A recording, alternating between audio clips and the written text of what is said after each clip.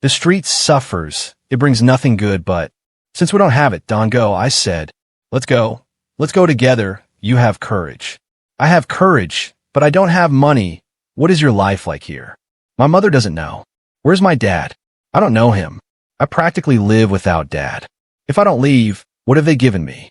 Until Wednesday, if I don't go with him, they'll kill me. It is said that when one is a child, all one cares about is playing and watching cartoons. However, the children you will see today had a cruel fate, so cruel that at a young age they have already claimed more than one life. Today you will learn the story of the gang children of Barrio 18. How did they end up at such an early age? Stay there until the end of the video and find out. Before starting, leave your registration with the like button and subscribe to our stories. They will surely catch you.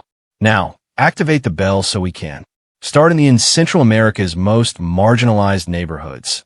The lives of children who are part of Gang 18 are a brutal and heartbreaking reality. From an early age, these children are exposed to the violence, poverty, and lack of opportunities that characterize their communities. Many of them come from broken families, with friends absent or involved in criminal activities. For these children, the gang represents not only a refuge, but also a way to survive in a hostile environment. From a very early age, they are recruited by gang leaders, who lure them with the promise of protection and belonging in exchange for loyalty and blind obedience. For many children, the gang becomes their only family, offering them a sense of identity and belonging they cannot find anywhere else. The daily lives of these children are marked by violence and fear. From a very early age, they are forced to participate in criminal activities such as extortion, robbery, and trafficking. Many of them carry firearms and are exposed to constant danger.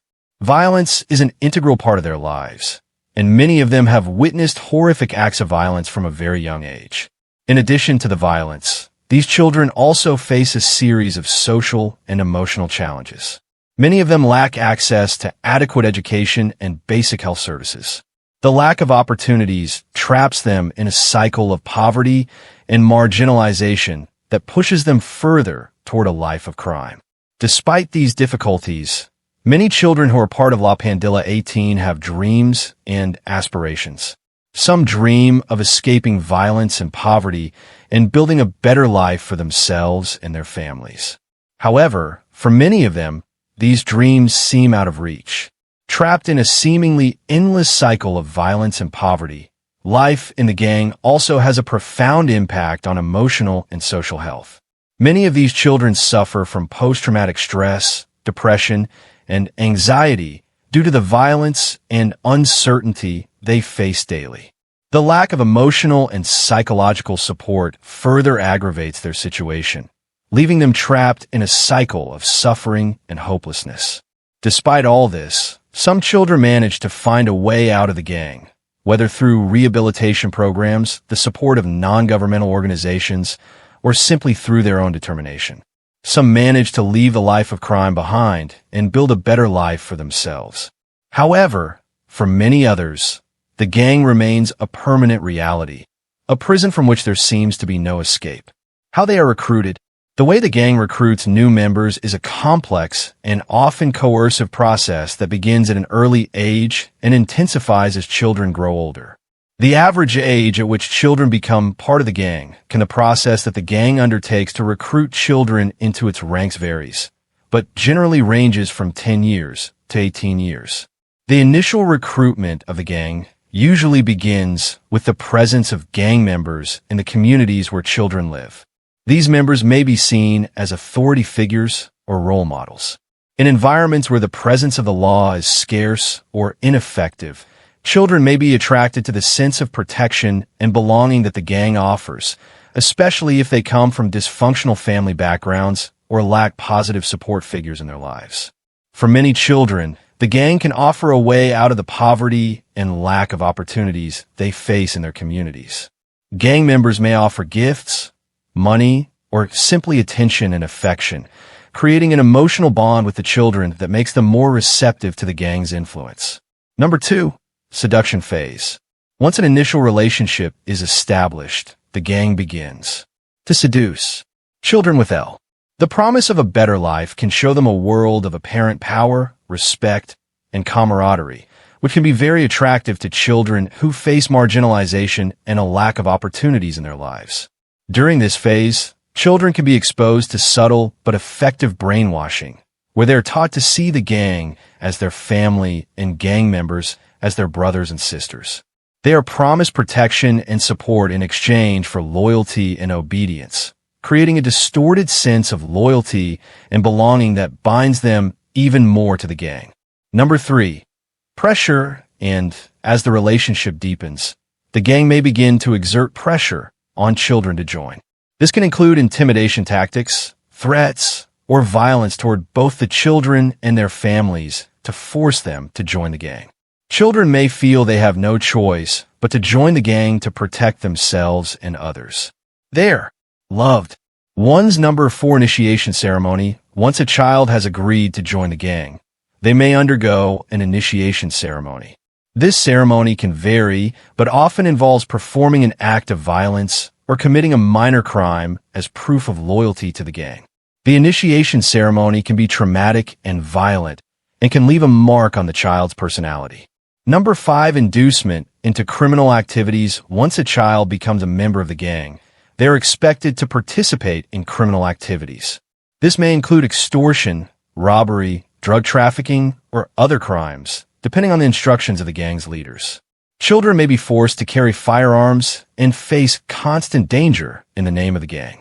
Participating in criminal activities can have a fundamental impact on children's personality, leading them to adopt an us versus them mentality and dehumanize others.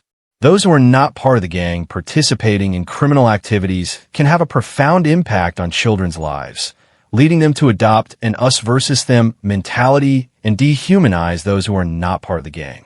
6. Consequences of leaving the gang. Leaving the gang once one is joined can be extremely difficult and dangerous. Children who attempt to leave the gang often face retaliation, including violence and even death. This creates a cycle of fear and dependency that keeps many children trapped in the gang's life, even when they want to leave. By the way, if you enjoy the video, we invite you to give us a like and activate the notification bell so you don't miss any of our videos. We continue. The sad case of Juanito. Juanito was an 11-year-old boy who lived in a community controlled by the 18-year-old gang, despite his young age. Juanito had been recruited by the gang and was forced to participate in criminal activities. For them, his story is a tragic example of how gang violence can affect even the youngest and most vulnerable children from early age. Juanito had witnessed the violence and brutality of gang life. Many of his relatives and neighbors were involved in criminal activities, and the pressure to join the gang was constant, despite his desires for a better life. Juanito felt compelled to join the gang to protect himself and his family. Over the years, Juanito participated in numerous criminal acts on behalf of the gang. Robberies, extortions, and acts of violence became part of his daily life, despite his young age. Despite this, Juanito continued to dream of a better life for himself and his family. He wanted to leave the gang and get away from the violence and criminality that Juanito decided to take the step and leave the gang. He wanted a different life, one in which he wouldn't have to live in fear or participate in criminal acts. However, his decision to leave the gang had devastating consequences. He was kidnapped by members of the gang and taken to an unknown location despite his family's efforts to find him. Juanito was never found and is presumed to have been killed in retaliation for his attempt to leave the gang. What has Bukele said about these minor children who are part of these gangs? President Nayib Bukele has addressed the problem of minor children being recruited by gangs, such as the Mara Salvatrucha MS-13 and the 18 gang in the country. Bukele has expressed concern about this situation and has proposed measures to address the problem. One of the measures Bukele has proposed is to increase the penalties for adults who recruit children for gangs, according to Bukele. Adults who recruit children for gangs. These gangs must face harsher penalties as they are destroying the lives of young people and contributing to the perpetuation of violence in the country. Furthermore, Bukele has highlighted the importance of addressing the underlying causes of child recruitment by gangs. According to the president, poverty, lack of educational and employment opportunities, and lack of access to basic services such as health and housing are factors that contribute to the recruitment of children by gangs. Therefore, Bukele has proposed programs and policies to address these underlying causes and provide young people with alternatives to joining gangs. In this regard, Bukele has emphasized the importance of investing in education and job training for young Salvadorans. According to the president, providing young people with educational and employment opportunities can help prevent the recruitment of children by gangs and break the cycle of violence in the country. Bukele has proposed strengthening cooperation between the government, civil society, and the international community to address the problem of child gang recruitment. According to the president, working together at all levels can help address this problem more effectively and ensure a better future for Salvadoran children. And so we come to the end of this video. If you liked it, I invite you to give us a like so we can continue making more videos like this. Also, don't forget to subscribe and activate the bell so you don't miss any of our new videos. I wish you a great day until next time.